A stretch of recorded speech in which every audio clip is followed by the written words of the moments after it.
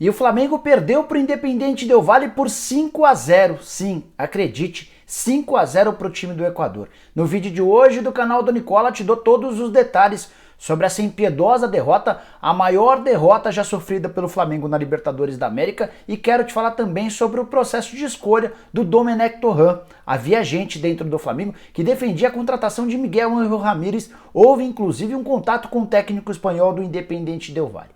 No vídeo eu ainda vou te falar sobre o empate do São Paulo com o River Plate, 2-2 no Morumbi, jogo em que o São Paulo não jogou absolutamente nada, situação tricolor na Libertadores da América extremamente complicada, para não dizer que o São Paulo está praticamente fora. Para completar, tem tudo sobre a vitória do Botafogo por 1-0 contra o Vasco da Gama em jogo da Copa do Brasil e a entrevista que o Rogério Ceni deu à ESPN, bem importante, em que ele fala especialmente sobre a passagem no Cruzeiro.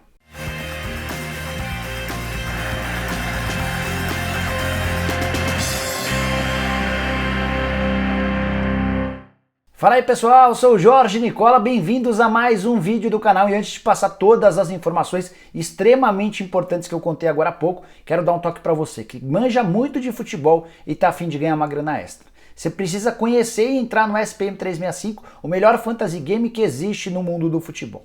Não sabe como é que funciona? Eu te dou detalhes. Ele tem todos os grandes campeonatos do mundo. Campeonato alemão começa nessa sexta-feira, boa oportunidade para você montar seu time do campeonato alemão. E se os jogadores que você colocar no seu time forem bem na vida real, você ganha prêmios em dinheiro. Isso vale para o campeonato alemão, espanhol, inglês, para o campeonato brasileiro, para a Libertadores da América. Você vai escolher o campeonato onde quer brincar. Gostou, né? Vou deixar na descrição desse vídeo um link, você vai lá, cadastra todos os seus dados, valida eles e automaticamente já ganha $10 para começar a brincar. E usando o cupom Nicola, você ainda tem direito a mais $5 no primeiro depósito. Bora começar o vídeo falando sobre Argel Fuchs, que foi demitido na noite dessa quinta-feira pelo CSA. Acredite, depois de apenas 18 dias no comando do clube alagoano. 18 dias. Eu imaginava já ter visto de tudo, mas não me lembro de um técnico que durou tão pouco à frente de um clube. Logo, Argel Fuchs no CSA, você vai lembrar que na reta final do Campeonato Brasileiro, em que o CSA ainda estava na primeira divisão, o Argel acabou deixando o CSA para treinar o Ceará. O Ceará até conseguiu escapar do rebaixamento, o CSA foi rebaixado e anos depois o Argel foi contratado, mas durou apenas 18 dias, pouco mais do que 2 semanas. Esse é o futebol brasileiro. Aproveitando que falei sobre técnico, quero te contar sobre Rogério Ceni, que deu uma entrevista bem legal ao Bola da Vez, programa de entrevistas da ESPN. Essa entrevista vai ao ar no próximo sábado a partir das 11 da noite, em programa capitaneado por André Plihal. E a ESPN já divulgou alguns dos principais trechos dessa entrevista, entre eles o pedaço em que o Rogério fala sobre a passagem dele pelo Cruzeiro na temporada passada. Você vai lembrar que ele deixou o Fortaleza para assumir a Raposa, não conseguiu trabalhar, foi vítima de uma grande panela entre os jogadores e foi demitido logo depois. Rogério Ceni assegurou nessa entrevista que sob seu comando o Cruzeiro não seria rebaixado. A frase é a seguinte, abre aspas, lamento muito não conseguir ajudar, mas uma coisa eu te digo, se eu tivesse ficado com as mudanças que estavam sendo implementadas, o Cruzeiro não iria para a Série B. Isso eu garanto para você. Eu acho que o Cruzeiro conseguiria escapar da zona do rebaixamento, fecha aspas. Um pouco mais para frente, ainda nessa entrevista, o Rogério afirmou que pagou para trabalhar no Cruzeiro e ele explica da seguinte maneira, abre aspas, eu gastei muito dinheiro para ir para Minas e nunca recebi um centavo por um dia de trabalho até hoje. Nunca entrei na justiça contra ninguém, não gosto disso. Mas é muito triste não receber nem sequer uma ligação. Absolutamente nada. E eu fico triste porque é um grande clube, mas eu gastei dinheiro. Paguei rescisão contratual de onde eu morava, rescisão contratual de onde eu aluguei o imóvel, mais transferência, carro, etc. O Rogério destacando todos os custos que teve para deixar o Fortaleza e o fato de não ter recebido nenhum salário dos tempos de Cruzeiro. É provável que mais cedo ou mais tarde o Rogério tenha de entrar na justiça caso o Cruzeiro não queira acordo. Afinal de contas, por mais que a passagem não tenha sido das melhores, o Rogério trabalhou à frente da Raposa. Bora falar agora sobre a vitória do Botafogo contra o Vasco em jogo de ida da Copa do Brasil. Os times se enfrentaram no Newton Santos e o Botafogo venceu por 1-0. Adivinha de quem foi o gol? Matheus Babi, é óbvio. atacante de 23 anos de idade, que já havia feito os 2 gols contra o Vasco no final de semana. Por uma incrível coincidência da tabela, os dois times se enfrentaram no domingo pelo Campeonato Brasileiro, vitória por 3-2 do Vasco da Gama e agora pela Copa do Brasil. Na próxima quarta-feira, em São Januário, a partir das 9h30 da noite, um novo confronto entre Botafogo e Vasco. O Botafogo vai jogar por um empate, o Vasco vai precisar vencer por 2 gols de diferença para passar para as oitavas de final da Copa do Brasil. Se houver vitória do Vasco por um gol de diferença, a decisão vai para os pênaltis. Bora falar sobre o jogo, que não foi nada bom, bem diferente do jogo de domingo, que teve emoção, muitos gols. A partida dessa quinta-feira foi amarrada, com poucas chances criadas, um Vasco quase nada inspirado. O Botafogo, da mesma maneira, queria destacar a partida do Honda, que não vem jogando bem pelo Botafogo, mas, nessa vez, conseguiu ter bastante destaque. Ele, inclusive, participa do início da jogada que termina no gol do Matheus Babi e o japonês deixando, enfim, uma boa impressão. Investimento relativamente alto feito pelo Botafogo, embora o retorno também tenha sido bem legal.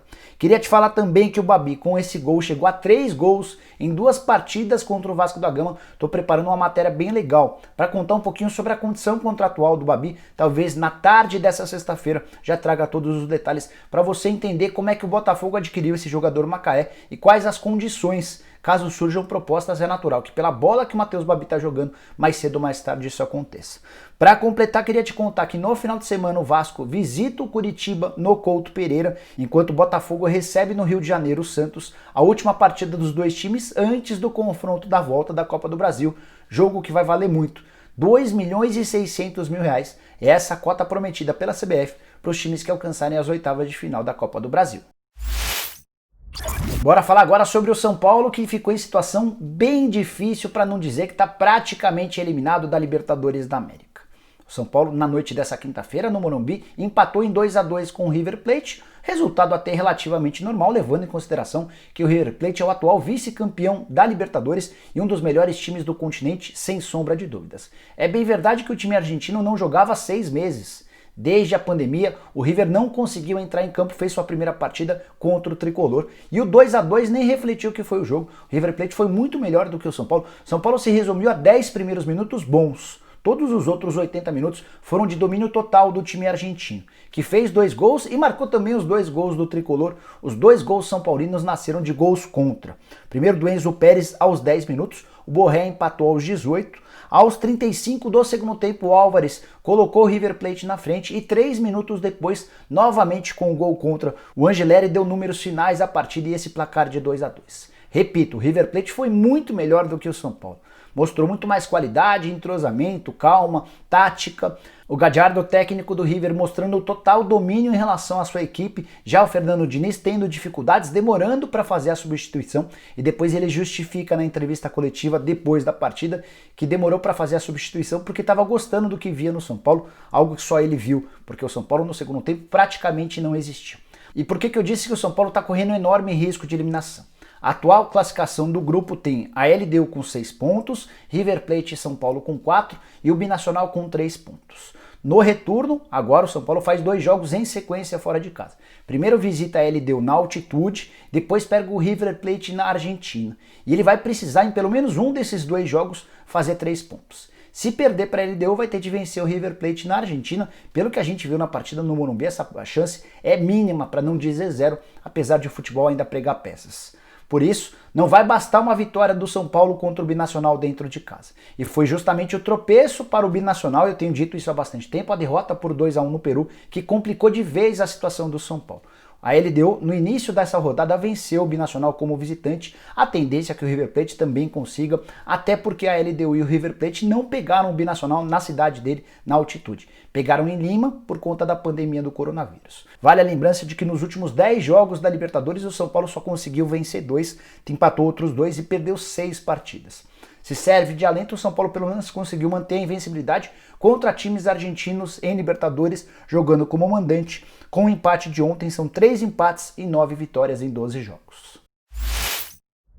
Bora falar agora sobre o massacre de 5-0 imposto pelo Independiente Del Valle em cima do Flamengo na noite dessa quinta-feira, em jogo na cidade de Quito. Tem altitude lá? Tem, 2.850 metros, mas a diferença, esses 5-0 não estão refletidos apenas pela altitude. Quero te contar que esse placar de 5-0 se tornou a maior derrota de um time que defendia o título da Libertadores na temporada seguinte. Em 60 anos de disputas da Libertadores, um campeão nunca havia sofrido uma derrota tão grande. E o Flamengo também conheceu com esse 5-0 sua pior derrota na Libertadores. Até então, o pior tropeço era o 5-1 para o Grêmio em 1984. E o 5-0 dessa quinta-feira só não foi maior porque o time de Miguel Ángel Ramírez tirou o pé de forma forte no segundo tempo. Mesmo sendo muito pouco ameaçado pelo Flamengo durante toda a partida, deu para perceber que o time de Quito deu uma relaxada, começou a se poupar, ainda assim fez 4 gols na etapa final.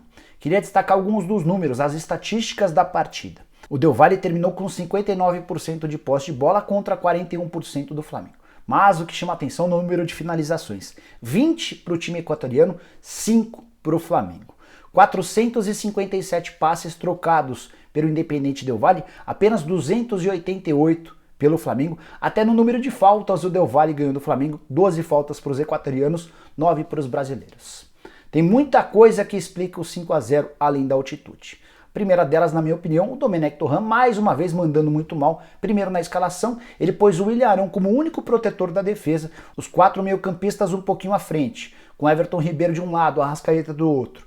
Gerson e Diego, como meias centrais, ficaram muito distantes do William Arão. E foi nesse buraco que o Independiente Del Valle deitou e rolou, criou inúmeras chances de gol e marcou os golaços. Dos 5 gols, pelo menos 4 foram espetaculares, verdadeiras pinturas no estádio Casablanca. Pois bem, não bastasse ter escalado mal o time, o Dome ainda inventou e voltou a cometer um velho equívoco de tirar meio-campistas e encher de jogadores atacantes. Os 4 meio-campistas que eu te contei agora há pouco, os 4 foram substituídos. E dos 4 que entraram, só um era meio-campista, o Thiago Maia, que passou a formar dupla com o William Arão. Então o Flamengo da etapa final teve o William Arão e Thiago Maia como meio-campistas e mais 4 atacantes, o Pedro, o Bruno Henrique, o Michael e o Gabigol. O que aconteceu? O Flamengo não teve meio campo, a bola não chegava na frente e a gente viu um monólogo, um passeio total do Independiente Del Valle em jogo que pareceu aquela vitória do Flamengo contra o Grêmio por 5-0. Só para você entender o passeio que o Jorge Jesus conseguiu dar, o nó tático que o Jesus deu no Renato Gaúcho na temporada passada, foi o que a gente assistiu no Miguel Ángel Ramírez em relação ao Domenech Torrent. E aí, não podemos nos esquecer que depois da saída do Jorge Jesus, houve uma queda de braço na diretoria do Flamengo.